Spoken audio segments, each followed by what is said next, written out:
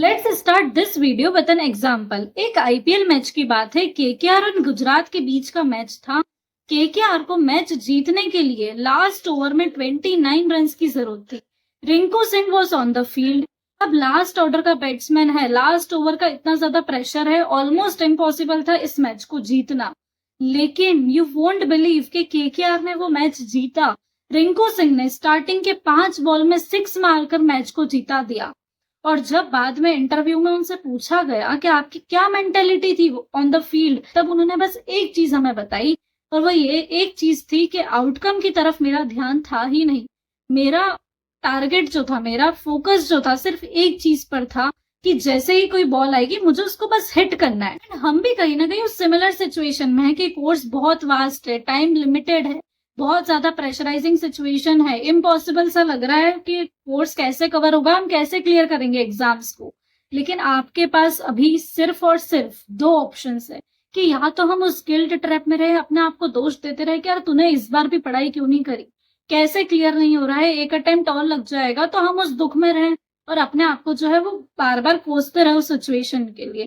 या फिर अभी भी हम रेडी है कि जितने भी अब दिन बाकी है, मैं एक एक मिनट का इंचार्ज लेने के लिए रेडी हूँ। कोई अगर मुझे ये बता दे कि अब मुझे कैसे पढ़ाई करनी है, तो मैं रेडी हूँ प्रिपेयर करने के लिए, मैं रेडी हूँ अपना 100% देने के लिए।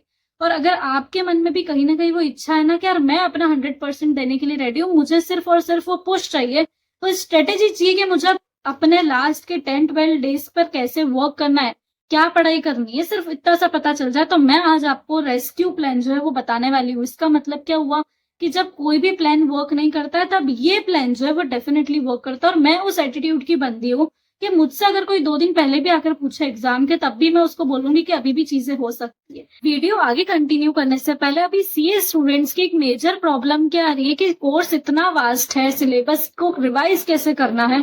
और इसका सिंपल सा सोल्यूशन ये है कि अगर अभी हमारे पास सोचो इंपॉर्टेंट क्वेश्चन एंड आंसर्स की कोई लिस्ट होती है, तो हम उसी को 3 to 4 टाइम्स इजीली रिवाइज कर सकते हैं। और इसीलिए सीए प्रतीक ठक्कर सर आपके लिए लेकर आ गए हैं इंपॉर्टेंट क्वेश्चन एंड आंसर की लिस्ट, बहुत ही अफोर्डेबल प्राइसेस पर। अब इस लिस्ट को प्रिपेयर करा गया है पिछले अटेम्प्ट्स के, like MTPs, RTPs, previous year question को एनालिसिस करने के बाद। और इसकी प्राइसेस भी काफी अफोर्डेबल है, जो कि वेरी करती है बिटवीन 2000 to 3000। और उसमें भी अगर आप मेरा कोड यूज करते हैं सीए लर्नर्स, तो आपको 10% का एडिशनल डिस्काउंट और मिल जाएगा।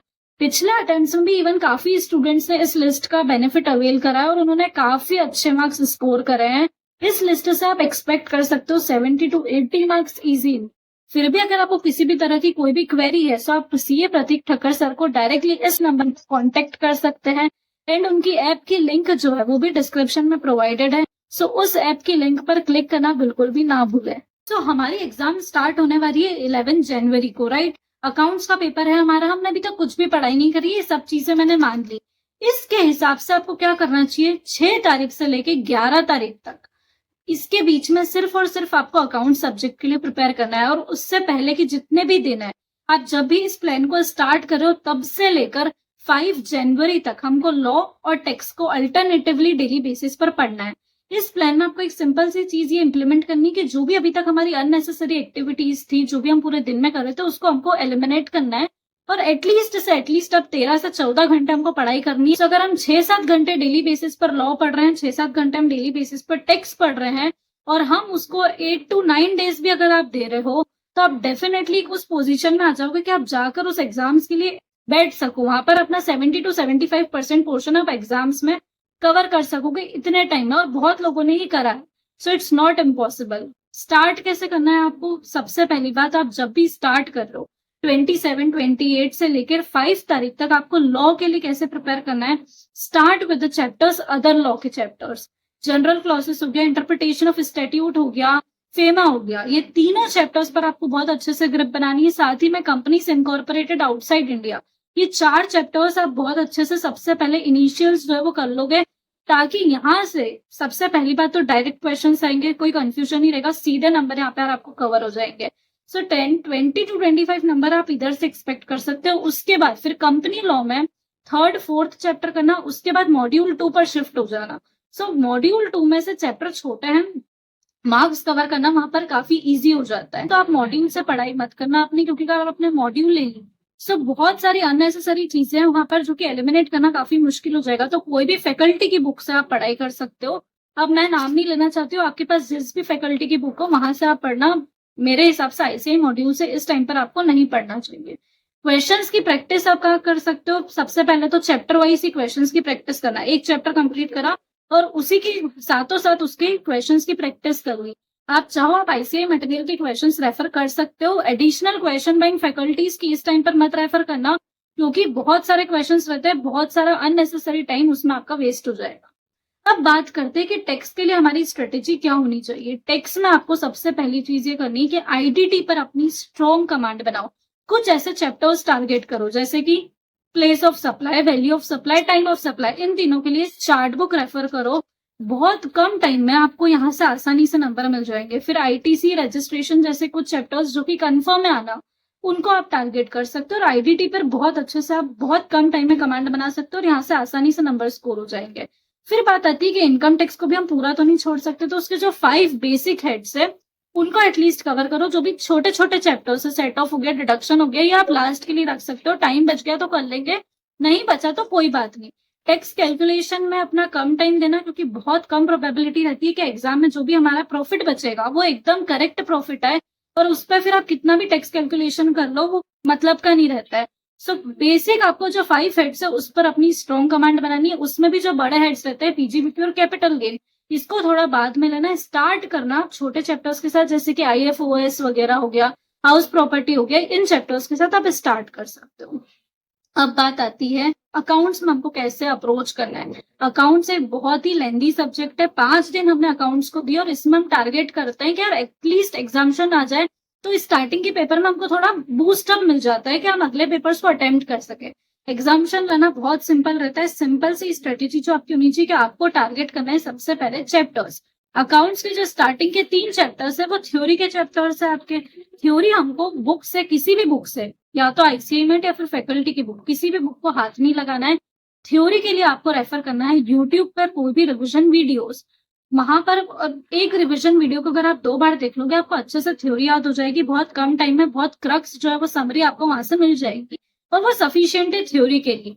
नेक्स्ट आपको चैप्टर्स पर ध्यान देना है, जैसे कि बायबैक बहुत छोटा चैप्टर है, कंफर्म क्वेश्चन आता है, इंटरनल रिकंस्ट्रक्शन का क्वेश्चन आएगा ही आएगा, ब्रांच से क्वेश्चन आना है, अमालगमेशन वाला जो चैप्टर है उसका ऑलरेडी एक एएस भी है।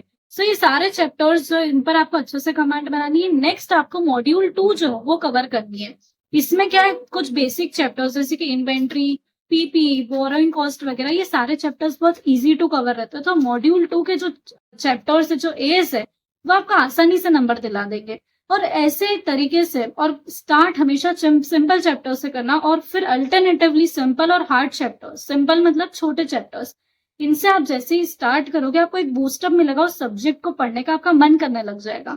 सो ये मैंने एक ब्रीफ में आपको एक स्ट्रेटेजी बता दी कि किस हिसाब से आपका प्लान जो है वो होना चाहिए, कितने डेज आपको किस चीज के लिए एलोकेट करना है।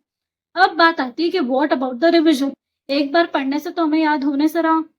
होता क्या है कि अगर आप दिन के 14 घंटे पढ़ सकते हो, तो आप 12 आवर्स उसमें से एक अपना फर्स्ट रीडिंग के लिए, जो भी आप फर्स्ट बार पढ़ रहे हो उसके लिए निकालो, और फिर उसी दिन में जो बचे हुए लास्ट के हमारे सोने से पहले 2 घंटे जो रहते हैं वो रिविजन के लिए हमें निकालना है, ताकि हमें अलग से रिविजन अलोकेट करने के लिए डेज तो अब मिल नहीं रहे। सो हमें उसी दिन में उस जो सब्जेक्ट हमने पढ़ा है उसी का हाथों हाथ रिविजन करके सोना, और ये सबसे बेस्ट मेथड है टू रिवाइज एनीथिंग। नेक्स्ट चीज आपको ये मानकर चलना है कि हमारे जो स्टडी मटेरियल है वो फिक्स्ड होने चाहिए।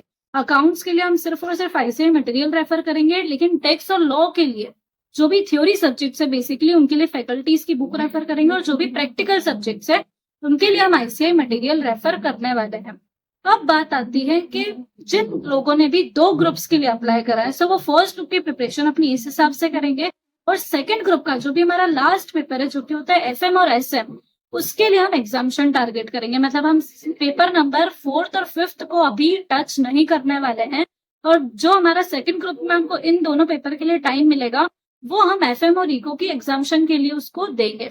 एफएम और एसएम, सॉरी, अब एफएम और एसएम की प्रिपरेशन आपको कैसे करनी है, हमको यहाँ पर टारगेट करना है एसएम को। सो वो 5 दिन जो आपको मिलेंगे बीच में एफएम एसएम की प्रिपरेशन के लिए, उसमें आपको ये देखना है कि हर दिन हम एसएम का एक चैप्टर कर रहे हैं और एफएम की फॉर्मूला शीट आप अपने कहीं पे भी फ्रेंड्स से अवेलेबल करवा लीजिए, कोई भी फैकल्टीज की अवेलेबल हो। सिर्फ एफएम की फॉर्मूला शीट आपके पास होनी चाहिए और एसएम का डेली एक चैप्टर करना है और एफएम की उस फॉर्मूला शीट से हमें आईसीआई मेट लेना है और उसके क्वेश्चंस जो है वो जितने हो सके उतने मैक्स हमको सॉल्व करना है और हमारा टारगेट बहुत सिंपल सा है कि हमको एग्जामिनेशन लाना है। सो वो कैसा आएगा कि एसएम में अगर 50 में से हमारे 30 या 35 नंबर तक भी आ रहे हैं, सो एफएम में थ्योरी आपको दिला देगी 5-10 नंबर, जो कि थ्योरी आपको कहाँ से पढ़नी है, यूट्यूब के कोई भी चैनल से एक वीडियो आपको देखनी है 2 बार, जो आसानी से आप एक दिन में एफएम की पूरी थ्योरी कवर कर लोगे और बचा हुआ टाइम आपको देना है कुछ ऐसे शॉर्ट चैप्टर्स पर, जैसे रेशियोज वाला चैप्टर हो गया, लेवरेजेस वाला चैप्टर हो गया, इन्वेस्टमेंट डिसीजन, डिविडेंड डिसीजन वाला।